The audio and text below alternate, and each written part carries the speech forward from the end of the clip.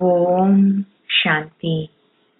16-2-2026 காலை முரளி பாப்தாதா மதுபன். சாராம்சம்.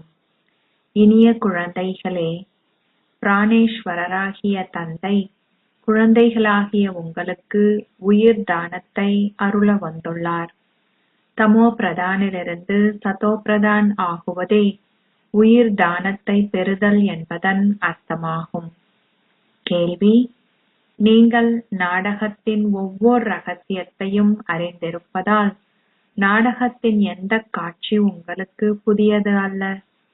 பதில்: இந்நேரத்தில் உலகம் முழுவதிலும் குழப்பம் நிலவுவது உங்களுக்கு புதிய விஷயமல்ல. விநாச காலத்தில் அன்பற்ற புத்தியை உடையவர்கள் தமது சொந்த குலத்தையே அழிப்பதற்காக பொருட்களை தயாரிக்கிறார்கள். இந்த உலகம் மாற வேண்டும் என்பது உங்களுக்கு புதிய விஷயமல்ல. மகாபாரத யுத்தத்தின் பின்னரே எங்கள் புதிய உலகம் வரும். பாடல். அதிகாலை நேரத்தில் இங்கே வந்தவர் யார்? ஓம் சாந்தி. அதிகாலையில் வந்து புல்லாங்குழல் வாசிப்பவர் யார்? உலகம் முழு இருளில் உள்ளது. நீங்கள் இப்பொழுது பிராணேஸ்வரரும் தூய்மையாக்குகின்ற தந்தையுமான ஞானக்கடலின் புல்லாங்குழல் இசையை செவிமடுத்துக் கொண்டிருக்கிறீர்கள். அவரே உயிர் காக்கும் கடவுள். ஓ கடவுளே, என்னை இத்துன்பத்திலிருந்து காப்பாற்றுங்கள் என மக்கள் கூறுகிறார்கள். அவர்கள் எல்லைக்கு உட்பட்ட உதவியை கேட்கிறார்கள். குழந்தைகளாகிய நீங்கள் இப்பொழுது எல்லையற்ற உதவியை பெறுகிறீர்கள். ஏனெனில் அவரே எல்லையற்ற தந்தை. ஆத்மாக்கள் மறைமுகமானவர்கள் என்பது உங்களுக்கு தெரியும். குழந்தைகளின் சரீரங்களே கண்ணுக்கு தெரிகின்றன. தந்தை கொடுக்கும் ஸ்ரீமத் குழந்தைகளுக்கே ஆனதாகும். சகல சமய நூல்களினதும் ரத்தினமாக விளங்கும் கீதை மிகவும் பிரபல்யமானது. அவர்கள் ஸ்ரீ கிருஷ்ணரின் பெயரை அதில் இட்டுவிட்டனர். கடவுளின் வாசகங்களே மேன்மையான வழிகாட்டல்கள் ஸ்ரீமத் என்பதை நீங்கள் இப்பொழுது அறிகிறீர்கள். சீரழிந்தவர்களை மேன்மையானவர்கள் ஆக்க ஒரு தந்தையால் மாத்திரமே முடியும் என்பதையும் நீங்கள் புரிந்திருக்கிறீர்கள். அவர் சாதாரண மனிதர்களை நாராயணனாக மாற்றுகிறார். சத்திய நாராயணனின் கதையும் உள்ளது. அமரத்துவ கதை நினைவு கூறப்படுகிறது. உங்களை அமரத்துவ பூமிக்கு அதிபதிகள் ஆக்குவதும் உங்களை சாதாரண மனிதனிலிருந்து நாராயணன் ஆக்குவதும் ஒரே விஷயமாகும். இது மரண பூமியாகும். பாரதம் அமரத்துவ பூமியாக இருந்தது என்பது எவருக்குமே தெரியாது. இங்கேயே அமரத்துவமான பாபா பார்வதிகளான உங்களுக்கு இந்த ஞானத்தை உபதேசித்தார். ஒரேயொரு பார்வதியும் ஒரேயொரு திரௌபதியும் மாத்திரமே உள்ளார்கள் என்றில்லை. பல குழந்தைகள் இதனை செவிமடுக்கிறார்கள். சிவபாபா அனைத்தையும் பிரம்மா மூலம் உங்களுக்கு உபதேசிக்கிறார். தந்தை கூறுகிறார், இனிமையிலும் இனிமையான குழந்தைகளுக்கு நான் பிரம்மாவின் மூலமாக விளங்கப்படுத்துகிறேன். குழந்தைகளாகிய நீங்கள் நிச்சயமாகவே ஆன்மீக உணர்வு உடையவர்களாக வேண்டும் என தந்தை விளங்கப்படுத்தியுள்ளார். தந்தையால் மாத்திரமே உங்களை இவ்வாறு ஆக்க முடியும். உலகிலுள்ள மனிதர் எவருக்குமே ஆத்மாவை பற்றிய ஞானமில்லை. அவர்களிடம் ஆத்மாவை பற்றிய இந்த ஞானமே இல்லாத போது எவ்வாறு அவர்கள் பரமாத்மாவை பற்றிய ஞானம் எதனையும் கொண்டிருக்க முடியும்? அவர்கள் கூறுகிறார்கள், ஆத்மாவாகிய நானே பரமாத்மா ஆவேன்.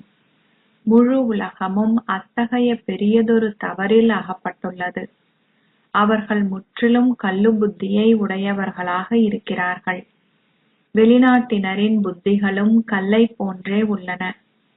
தாங்கள் தயாரிக்கும் குண்டுகள் தங்களையும் அழித்து உலகத்தையும் அழித்துவிடும் என்பது அவர்களது புத்திகளில் புகுவதில்லை. இந்நேரத்தில் அவர்களது புத்திகளால் எந்தவித பயனும் இல்லை. அவர்கள் தங்களது சொந்த அழிவிற்காகவே இந்த ஆயத்தங்கள் அனைத்தையும் செய்து கொண்டு இருக்கிறார்கள். இது குழந்தைகளாகிய உங்களுக்கு ஒரு புதிய விஷயம் அல்ல. நாடகத்திற்கு ஏற்ப இதுவே அவர்களின் பாகம் என்பதை நீங்கள் அறிகிறீர்கள். அவர்கள் நாடகம் என்னும் பந்தனத்தில் கட்டுண்டு இருக்கிறார்கள். கல்லு புத்திகள் இல்லாவிட்டால் அவர்கள் இப்படிப்பட்ட ஒரு காரியத்தை செய்வார்களா? அவர்கள் தமது சொந்த குலம் முழுவதையும் அழிக்கிறார்கள் என்பது ஆச்சரியமான விஷயம். அவர்கள் செய்யும் விஷயங்கள் ஆச்சரியமான விஷயங்களே. எல்லோரும் கூடி அமர்ந்திருக்கும் போது இன்று எல்லாமே சரியாகத்தான் இருக்கிறது. ஆனால் நாளை ராவணன் குழப்பமடைந்தால் ஜனாதிபதியையுமே கொன்றுவிடுவார்கள். அத்தகைய சம்பவங்கள் தொடர்ந்தும் இடம்பெறுகின்றன. அவர்கள் சக்தி வாய்ந்தவர்களாக இருப்பதால் எவரையும் சகித்துக் கொள்வதில்லை. இன்றைய உலகில் எவ்வளவோ கொந்தளிப்புகள் இடம்பெறுகின்றன. கல்லு புத்திகளை கொண்ட பலர் உள்ளனர். விநாச காலத்தில் தந்தை மீது அன்பற்ற புத்தியை கொண்டுள்ள பலர் இருக்கிறார்கள் என்பதை குழந்தைகளான நீங்கள் புரிந்து கொண்டிருக்கிறீர்கள். அவர்கள் அழிவை நோக்கி இட்டு செல்லப்படுவார்கள் என கூறப்பட்டுள்ளது.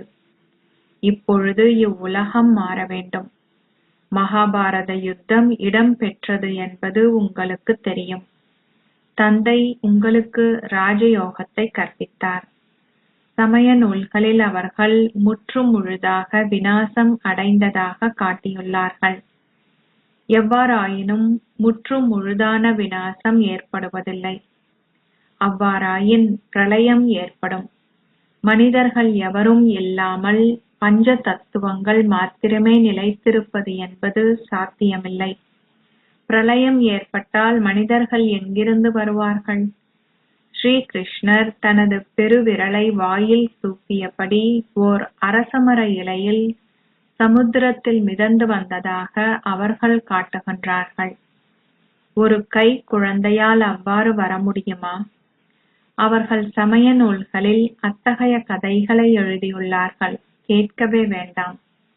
வித்வான்கள் பீஷ்மர் போன்றவர்களும் குமாரிகளாகிய உங்களின் இந்த ஞான அம்பினால் வீழ்த்தப்படுகிறார்கள்.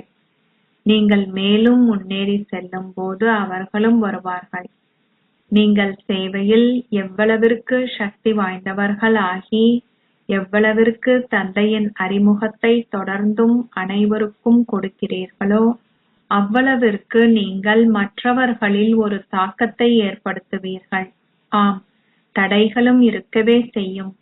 அசுர சமுதாயத்தால் இந்த யாகத்திற்கு பல தடைகள் உருவாக்கப்பட்டதாக நினைவு கூறப்படுகிறது.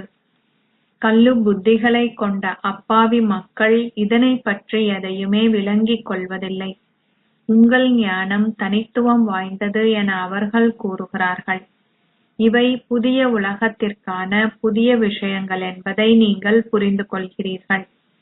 தந்தை கூறுகிறார், வேறு எவராலும் இந்த ராஜயோகத்தை உங்களுக்கு கற்பிக்க முடியாது. தந்தை மாத்திரமே உங்களுக்கு ஞானத்தையும் யோகத்தையும் கற்பிக்கிறார். தந்தை மாத்திரமே சர்க்கதியை அருள்பவராவார். அவர் மாத்திரமே தூய்மையாக்குபவர். அதனால் நிச்சயமாக அவர் தூய்மை அற்றவர்களுக்கு இந்த ஞானத்தை கொடுப்பார். நீங்கள் தெய்வீக புத்தியை உடையவர்கள் ஆகுகின்றீர்கள் என்பதையும் பின்னர் தெய்வீக பிரபுக்கள் ஆகுகின்றீர்கள் என்பதையும் குழந்தைகளாகிய நீங்கள் புரிந்து கொள்கிறீர்கள். மனிதர்கள் எத்தனையோ ஆலயங்களை கட்டியுள்ளார்கள். எவ்வாறாயினும் அவர்கள் தேவர்கள் யார் என்பதையோ அவர்கள் எப்பணியை செய்தார்கள் என்பதையோ மக்கள் புரிந்து கொள்வதில்லை. தெய்வீக பிரபுவிற்கும் ஓர் ஆலயம் உள்ளது. ஆயினும் பாரதம் தெய்வீக பூமியாக இருந்தது என்பது எவருக்குமே தெரியாது. வைரங்களும் ரத்தினங்களும் பதிக்கப்பட்ட தங்க மாளிகைகள் அங்கே இருந்தன. இது நேற்றைய விஷயமே. சத்திய யுகத்தின் கால எல்லையே 100,000கணக்கான வருடங்கள் என அந்த மக்கள் கூறுகிறார்கள். ஆனால் தந்தையோ முழு நாடகமுமே 5000 வருடங்கள் மாத்திரமே என கூறுகிறார். இதனாலேயே இன்றைய பாரதம் எப்படி உள்ளது, நேற்றைய பாரதம் எப்படி இருந்தது என கூறப்படுகிறது. 100,000 வருடங்களுக்கான எதனை பற்றியும் எவருமே ஞாபகத்தில் வைத்திருக்க முடியாமல் இருக்கும். குழந்தைகளாகிய நீங்கள் இப்பொழுது அனைத்தையும் ஞாபகத்திற்கு கொண்டு வந்துள்ளீர்கள். 5000 வருடங்களிற்கு ஒருமுறை பாபா வந்து அனைத்தையும் நினைவூட்டுகிறார் என்பதை நீங்கள் அறிகிறீர்கள். குழந்தைகளாகிய நீங்கள் ஸ்வர்க்க அதிபதிகளாக இருந்தீர்கள். இது 5000 வருடங்களுக்குரிய விஷயம். லக்ஷ்மி நாராயணனுடைய ராஜ்யம் எப்பொழுது இருந்தது எனவும் அவர்கள் எத்தனை வருடங்களிற்கு முன்னர் வாழ்ந்தனர் எனவும் நீங்கள் எவரிடமாவது வினவ முடியும். அது 100,000 வருடங்களுக்கு முன்பு இருந்தது என அவர்கள் பதிலளிப்பார்கள். இது 5000 வருடங்களுக்குரிய ஒரு விஷயம் என நீங்கள் விளங்கப்படுத்தலாம். கிறிஸ்துவிற்கு எத்தனையோ வருடங்களுக்கு முன்னர் வைகுண்டம் இருந்தது என அவர்கள் கூறுகிறார்கள். தந்தை பாரதத்தில் மட்டுமே வருகிறார். குழந்தைகளாகிய உங்களுக்கு மட்டுமே இது கூறப்படுகிறது.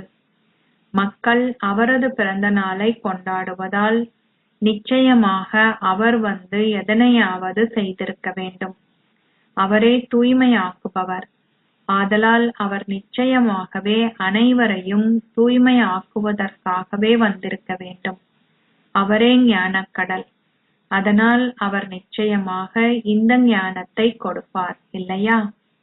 நீங்கள் யோகத்தில் அமரும் பொழுது உங்களை ஓர் ஆத்மாவாக கருதி தந்தையை நினைவு செய்யுங்கள். இதுவே ஞானம், இல்லையா? அம்மக்கள் சப்பனமிட்டு அமர்ந்து ஹதயோகம் செய்கிறார்கள். அவர்கள் செய்கின்ற பல்வேறு விதமான விஷயங்கள் அனைத்தையும் பாருங்கள். தாய்மார்களான உங்களால் அதனை செய்ய முடியாது. உங்களால் அவர்கள் அமருவதைப் போல அமரவேனும் முடியாது. தந்தை கூறுகிறார், இனிமையான குழந்தைகளே, நீங்கள் அவை எதையும் செய்ய தேவையில்லை. மாணவர்கள் பாடசாலையில் கட்டுப்பாட்டுடன் அமர்கிறார்கள். தந்தை உங்களுக்கு அதை கூட செய்யும்படி கூறுவதில்லை. நீங்கள் உங்கள் விருப்பப்படி அமரலாம். அமர்ந்திருக்கும் பொழுது களைப்பாக இருந்தால் படுங்கள். பாபா உங்களுக்கு எதை செய்வதற்கும் தடை விதிப்பதில்லை. இவ்விஷயங்கள் புரிந்து கொள்வதற்கு மிக இலகுவான விஷயங்களாகும். நீங்கள் எவ்வளவு சுகவீனமுற்று இருந்தாலும் கூட சிரமம் என்ற கேள்விக்கே இடமில்லை. சொல்ல முடியாது. நீங்கள் இதனை செவிமடுத்துக் கொண்டு சிவபாபாவின் நினைவில் இருக்கும் பொழுது உங்கள் சரீரத்தை துறக்கக்கூடும். நீங்கள் சரீரத்தை விடும் பொழுது வாயில் கங்கை நீரை கொண்டிருப்பதுடன் கங்கை நதிக்கரையிலேயே உயிர் துறக்க வேண்டும் என நினைவு கூறப்படுகிறது. அவை அனைத்தும் பக்தி மார்க்க விஷயங்கள். உண்மையில் அது இந்த ஞான அமிர்தத்தையே குறிக்கிறது. உண்மையிலேயே நீங்கள் அவ்விதமாகவே உங்கள் சரீரத்தை துறப்பீர்கள் என்பதை புரிந்து கொள்கிறீர்கள். தந்தை கூறுகிறார், நான் குழந்தைகளாகிய உங்களை என்னுடன் திருப்பி அழைத்து செல்வேன். குழந்தைகளாகிய உங்களை வீட்டுக்கு திரும்பி அழைத்து செல்வதற்கே நான் வந்துள்ளேன். நீங்கள் உங்கள் வீட்டை பற்றியோ அல்லது நீங்கள் ஓர் ஆத்மா என்பதை பற்றியோ அறியாதவராக இருக்கிறீர்கள். மாயை உங்கள் இறக்கைகளை முற்றாக வெட்டி எறிந்துவிட்டால், ஆத்மாக்களாகிய நீங்கள் தமோபிரதான் ஆகிவிட்டதால் உங்களால் பறக்க முடியாது. நீங்கள் சதோபிரதான் ஆகும் வரை எவ்வாறு உங்களால் சாந்தி தாமத்திற்கு செல்ல முடியும்? நாடகத் திட்டப்படி அனைவரும் தமோபிரதான் ஆக வேண்டும் என்பது உங்களுக்கு தெரியும். இந்நேரத்தில் முழு விருட்சமுமே தமோபிரதானாகி முற்றிலும் உக்கிய நிலையை அடைந்துவிட்டது. குழந்தைகளாகிய உங்களுக்கு ஆத்மாக்கள் அனைவரும் தமோபிரதானாக உள்ளனர் என்பது தெரியும். புதிய உலகத்தில் அனைவருமே சதோபிரதானாக உள்ளனர். இங்குள்ள எவருமே சதோபிரதான் ஸ்திதியை கொண்டிருக்க முடியாது. ஓர் ஆத்மா தூய்மையாகிய பின்னர் அவரால் இங்கு மேலும் இருக்க முடியாது. அவர் ஓடி சென்று விடுவார். முக்தி அடைந்து சாந்தி தாமத்திற்கு செல்வதற்காகவே அனைவரும் பக்தி செய்கிறார்கள். எவ்வாறாயினும் இப்பொழுது எவரும் திரும்பி செல்வது என்பது நியதியாக இல்லை. தந்தை இங்கே அமர்ந்திருந்து இந்த ரகசியங்கள் அனைத்தையும் நீங்கள் கிரகிப்பதற்காக விளங்கப்படுத்துகிறார். எவ்வாறாயினும் தந்தையை நினைவு செய்து ஒரு சுயதரிசன சக்கரதாரி ஆகுவதே பிரதான விஷயமாகும். நீங்கள் விதையை நினைக்கும் பொழுது முழு விருட்சமுமே உங்கள் புத்தியில் புகுகின்றது. விருட்சம் சிறியதாகவே ஆரம்பிக்கிறது, பின்னர் அது தொடர்ந்து வளர்ந்து பெரியதாகுகிறது. எண்ணற்ற சமயங்கள் உள்ளன. நீங்கள் அனைத்தையும் ஒரு வினாடியில் புரிந்து கொள்கிறீர்கள். உலகிலுள்ள எவருக்குமே மனித உலக விருட்சத்தின் விதை ஒரு தந்தையே என்பது தெரியாது. தந்தை ஒருபோதுமே சர்வவியாபியாக இருக்க முடியாது. இதுவே மிக பெரிய தவறு. ஒருபோதும் மனிதர் எவருமே கடவுள் என அழைக்கப்பட முடியாது என நீங்கள் விளங்கப்படுத்துகிறீர்கள். தந்தை அனைத்தையும் குழந்தைகளாகிய உங்களுக்கு மிக இலகுவாக விளங்கப்படுத்துகிறார். அப்படியிருந்தும் தங்கள் பாக்கியத்தில் அதனை கொண்டிருப்பவர்களும் இந்த உறுதியான நம்பிக்கையை வைத்திருப்பவர்களுமே நிச்சயமாக தந்தையிடமிருந்து ஓர் ஆஸ்தியை பெறுகிறார்கள். அவர்களுக்கு நம்பிக்கை இல்லாவிட்டால் அவர்கள் ஒருபோதுமே எதையும் விளங்கிக் கொள்வதில்லை. அது அவர்களுடைய பாக்கியத்தில் இல்லாவிட்டால் அவர்கள் என்ன முயற்சியை செய்வார்கள்? அது அவர்களின் பாக்கியத்தில் இல்லாவிட்டால் அவர்களால் எதையும் புரிந்து கொள்ள முடியாதவர்களைப் போல இருப்பார்கள். தந்தை எல்லையற்ற ஆஸ்தியை தங்களுக்கு தருவதற்காக வந்துள்ளார் என்ற நம்பிக்கையேனும் அவர்கள் கொண்டிருப்பதில்லை. மருத்துவக் கல்லூரிக்கு ஒரு புதிய மாணவர் சென்று உட்கார்ந்தால் எதனை புரிந்து கொள்வார்? எதையுமே புரிந்து கொள்ள மாட்டார். அவ்வாறே அவர்களும் இங்கே வந்து அமர்ந்திருக்கிறார்கள். இந்த அழிவற்ற ஞானம் ஒருபோதுமே அழிவதில்லை. ஓர் ராஜ்யம் ஸ்தாபிக்கப்படுகிறது என தந்தை விளங்கப்படுத்தியுள்ளார். ஆகவே வேலைக்காரர்கள், பணிப்பெண்கள், பிரஜைகளின் வேலைக்காரர்கள் ஆகிய அனைவருமே தேவைப்படுகிறார்கள். அதனால் அவர்கள் அவ்விதமாக வருகிறார்கள். சிலரால் அனைத்தையும் மிக நன்றாக புரிந்து கொள்ள முடிகிறது. அவர்கள் தங்களுடைய அபிப்பிராயங்களையும் எழுதுகிறார்கள். அவர்கள் மேலும் முன்னேற முயற்சிக்கிறார்கள். எவ்வாறாயினும் அந்நேரத்தில் அது சிரமமாக இருக்கும். ஏனெனில் அந்நேரத்தில் பெரும் குழப்பங்கள் நிகழும். நாளுக்கு நாள் புயல்கள் தொடர்ந்து அதிகரிக்கின்றன. எத்தனையோ நிலையங்கள் உள்ளன. அவர்கள் அனைத்தையும் தெளிவாக புரிந்து கொள்ள வேண்டும். பிரம்மாவின் மூலமாக ஸ்தாபனை நிகழ்ந்ததாக எழுதப்பட்டுள்ளது. விநாசமும் சற்று முன்பாகவே உள்ளது. விநாசம் நிகழ்ந்தே ஆக வேண்டும். அரசாங்கம் ஜனத்தொகையை குறைக்கும்படி கேட்கிறது. ஆனால் அதையிட்டு எவராலேனும் என்ன செய்ய முடியும்? விருட்சம் தொடர்ந்து வளர வேண்டும். தந்தை இங்கே இருக்கும் வரை எல்லா சமயங்களை சேர்ந்த ஆத்மாக்களும் இங்கு இருக்கவே வேண்டும். வீடு திரும்பும் நேரம் வரும்பொழுது ஆத்மாக்கள் இங்கு வருவது நின்றுவிடும். இப்பொழுது அனைவரும் இங்கே வர வேண்டும். எவ்வாறாயினும் இவ்விஷயங்களை எவருமே புரிந்து கொள்வதில்லை.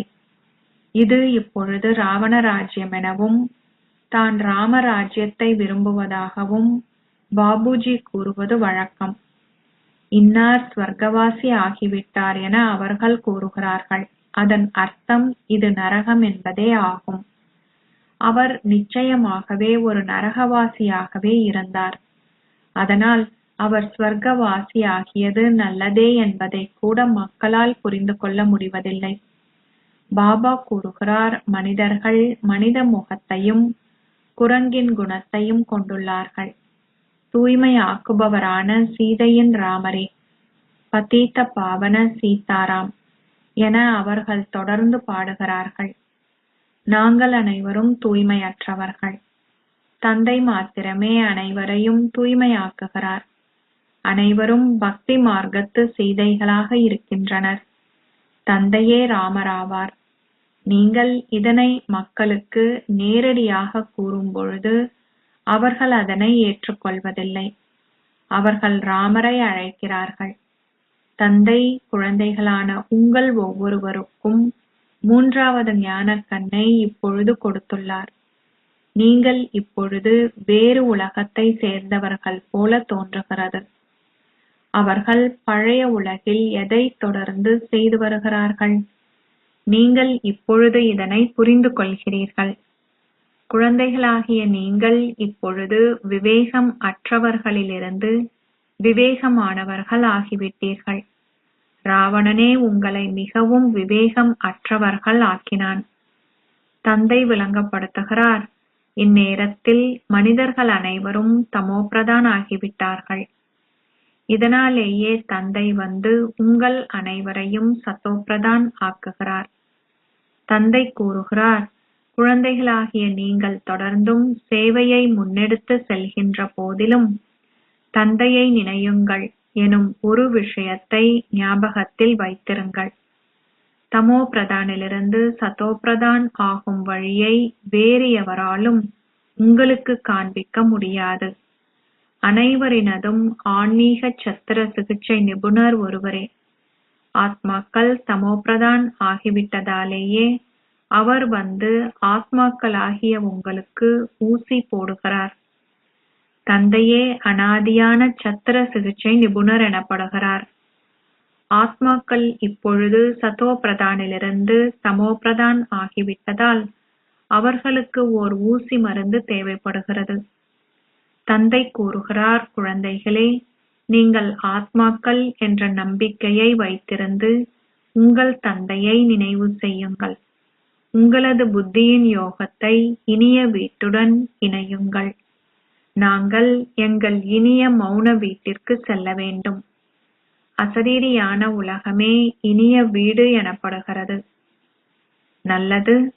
இனிமையிலும் இனிமையான அன்புக்குரிய எப்போதோ தொலைந்து இப்போது கண்டெடுக்கப்பட்டிருக்கும் குழந்தைகளுக்கு உங்கள் தாய் தந்தையாக இருக்கும் பாப் தாதாவின் அன்பும் நினைவுகளும் காலை வந்தனங்களும். ஆன்மீக தந்தை ஆன்மீக குழந்தைகளுக்கு நமஸ்தே சொல்கிறார். ஆன்மீக குழந்தைகள் ஆன்மீக தந்தைக்கு நமஸ்தே சொல்கின்றனர். தாரணைக்கான சாராம்சம். 1. இந்த உலகம் ஏற்கனவே அழிந்துவிட்டது. ஆகவே உங்களை அதிலிருந்து வேறுபட்டவராக கருதுங்கள். மரத்தின் வளர்ச்சியுடன் வருகின்ற தடைகளையும் புயல்களையும் பார்த்து பயப்படாதீர்கள். ஆனால் அவற்றை வெற்றி கொள்ளுங்கள். 2. ஆத்மாவை சதோபிரதான் ஆக்குவதற்கு உங்களுக்கே இந்த ஞானம் மற்றும் யோகம் என்ற ஊசி மருந்தை ஏற்றுங்கள். உங்களின் புத்தியின் யோகத்தை இனிய வீட்டுடன் இணைத்துக் கொள்ளுங்கள். ஆசீர்வாதம். நீங்கள் முதலில் என்ற பாடத்தை கற்றுக்கொள்வதன் மூலம் நீங்கள் அதி புத்திசாலியான கிரீடாதாரி ஆகுவீர்களாக. பாப்தாதா தன்னை உங்களின் கீழ்ப்படிவான சேவகர் என்று அழைக்கிறார். உங்களின் சேவகர் என தன்னை அழைப்பதன் மூலம் அவர் இயல்பாகவே கிரீடாதாரி ஆகுகிறார். அதேபோல் குழந்தைகளான நீங்களும் பணிவானவர்களாகி மற்றவர்களுக்கு ஒரு மேன்மையான ஆசனத்தை வழங்க வேண்டும். நீங்கள் அந்த நபரை அந்த ஆசனத்தில் இருத்தும்போது அவர் எழுந்திருந்து உங்களை அதில் அமர செய்வார். நீங்கள் அதில் அமர முயற்சி செய்தால் உங்களை அப்படி செய்ய அவர் அனுமதிக்காமல் போகக்கூடும். ஆகவே மற்றவர்களை அதில் அமர செய்வது என்றால் உங்களையே அதில் இருத்திக் கொள்வதாகும். எனவே நீங்கள் முதலில் என்ற பாடத்தை உறுதியாக்கிக் கொள்ளுங்கள். அப்போது உங்களின் சமஸ்காரங்கள் அவர்களின் சமஸ்காரங்களுடன் ஒத்திசைவதுடன் உங்களுக்கும் கிரீடம் சூட்டப்படும். இதுவே அதி புத்திசாலி ஆகுவதற்கான வழிமுறையாகும். இதில் எந்தவிதமான முயற்சியும் கிடையாது. அத்துடன் மகத்தான பேரும் இருக்கும். ஸ்லோகம். ஏகாந்தத்தில் இருக்கும் அகநோக்குடைய மேன்மையான ஆத்மாக்களே அவ்யக்த ஸ்திதியை அனுபவம் செய்பவர்கள் ஆவார்கள். அவ்யக்த சமிக்கை. ஒற்றுமை மற்றும் நம்பிக்கை என்ற சிறப்பியல்புடன் வெற்றி நிறைந்தவர் ஆகுங்கள். இதுவரை வெவ்வேறு மலர்களான நீங்கள் உங்களின் அழகை தனிப்பட்ட முறையில் காட்டுகிறீர்கள். எவ்வாறாயினும் நீங்கள் உங்களின் நறுமணத்தை ஒரு பூங்கொத்தின் வடிவத்தில் பரப்பும்போது, உங்களின் சக்தி சேனை வெளிப்படுத்தப்படும் போது, அப்போது இந்த ஒன்று கூடலின் சக்தியானது இறைவனின் வெளிப்படுத்தலுக்கு கருவியாகிவிடும். இப்போது நீங்கள் ஒவ்வொருவரும் தனிப்பட்டவராக இருப்பதனால் நீங்கள் கடினமாக உழைக்க வேண்டியுள்ளது. ஆனால் உங்களின் ஒன்று கூடல் ஒரு வழிகாட்டலின் கீழ் ஒன்றுபடும்போது குறைந்தளவு முயற்சியும் மகத்தான வெற்றியும் ஏற்படும். ஓம் சாந்தி.